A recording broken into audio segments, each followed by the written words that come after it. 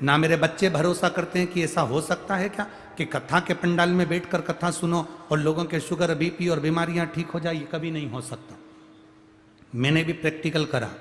मेरे बच्चों से कहा कि मेरे को मालेगांव जाना है, वहाँ कुबेरेश्वर धाम का महाराज जी आए हैं, वो कथा कर रहे हैं।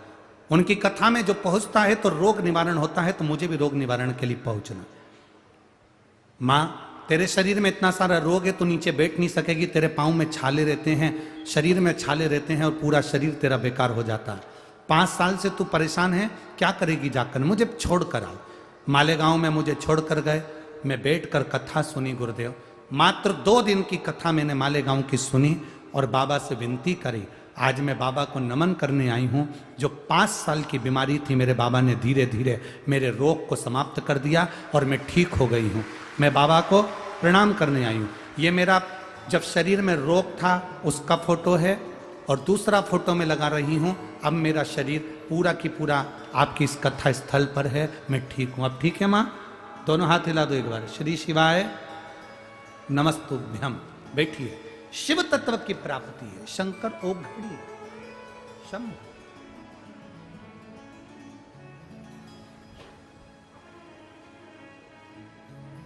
उसकी अविरल भक्ति हमें मिलती है। सुषेण वेद क्या करते थे? सुषेण वेद का एक काम था, भोले भंडारी रे दूर करो दुख मेरा।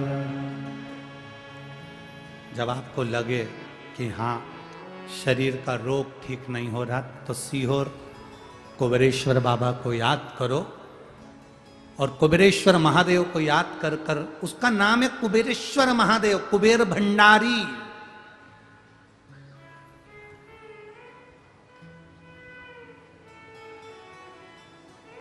उसका नाम है कुबेरेश्वर महादेव, कुबेर भंडारी।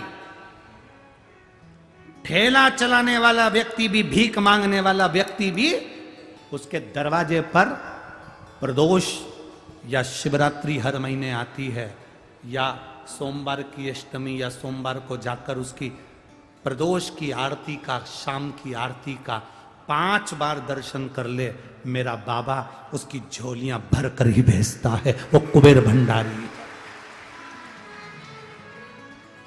शाम की जो आरती होती है, प्रदोष की जो आरती होती है, प्रदोष काल की जो आरती होती है, संध्या की जो आरती होती है, उसका मात्र दर्शन, कुबेर भंडारी की वो आरती का दर्शन ही मूल सुख दे जाता है।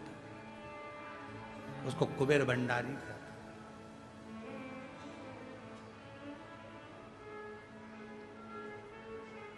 कितने किस्मत वाले हैं आप सभी लोग। 7 मार्च से 13 मार्च तक शिवरात्रि के अवसर पर रुद्राक्ष महोत्सव होगा। आप 7 दिन वहां रहकर रोज शाम की प्रदोष काल की आरती का दर्शन बाबा की उस पावन चरणारविंद में करेंगे। ये जीवन का सुख है। रुद्राक्ष वितरण तो उस समय पर नहीं होगा, पर रुद्राक्ष उत्सव पूरा होगा। रुद्राक्ष वितरण तो 15 फरवरी को बंद हो जाएगा, फिर 15 मई को प्रारंभ होगा, जब तक रुद्राक्ष नहीं बटेंगे। क्योंकि अब रुद्राक्ष है भी नहीं।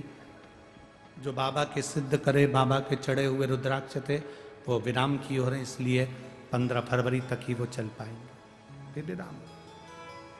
फिर 15 मई से प्रारंभ। और जो 7 मार्च से 13 मार्च तक शिव महापुराण की कथा बाबा कुबेरेश्वर महादेव के पावन चरणों में, उसका एक आनंद ही दूसरा। 12 ज्योतिर्लिंग का मध्य है कुबेरेश्वर धाम। कुबेर भंडारी रे दूर करो दुख मेरा। कुबेर भंडारी रे दूर करो दुख मेरा। उसका स्मरण हमारा सुख दे।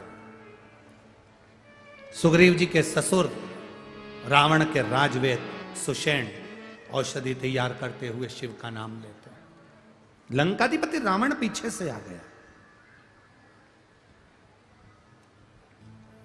और लंकाधिपति रावण ने खड़े होकर देखा तो क्या देख रहे हैं सुषेण वेद को कि वो तो औषधि तो बना रहा है, पर उसका शुद्ध नहीं है औषधि बनाने में, उसका ध्यान नहीं है औषधि बनाने।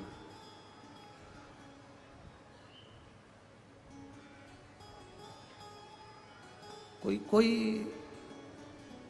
हंसते हैं। घर की बुजुर्ग जो माँ होती है ना, बूढ़ी माँ, बुजुर्ग माँ, वो बच्चे को देख कर कहती थी क्या हो गया बेटा, ना जाने इस बच्चे को क्या हो गया, मैं डॉक्टर को दिखा कर रहती हूँ, डॉक्टर को दिखा लिया, सबको दिखा लिया, बच्चे को आराम नहीं लगा, तो बूढ़ी माँ क्या कहती, रुक मैं नजर उतार देती हूँ। इतने में नई नई बहुएं हंसती हैं, अरे माँ क्या पागल जैसी बात करती दादी, उसका पेट दुख रहा है तुम नजर उतारने बैठ रही हो, उसका सिर दुख रहा है तुम नजर उतार रही हो, उसके शरीर में कष्ट हो रहा है तुम नजर उतार रही हो। बूढ़ी माँ जानती है तो डॉक्टर को दिखा मना नहीं है, पर बूढ़ी माँ अपने दिल से नजर नहीं उतारती, अपने दिल की जो उसने पूजन आराधना करी है ना, वो सारी दुआ अपने पोते को दे देती है, इसलिए पोता ठीक हो जाता है।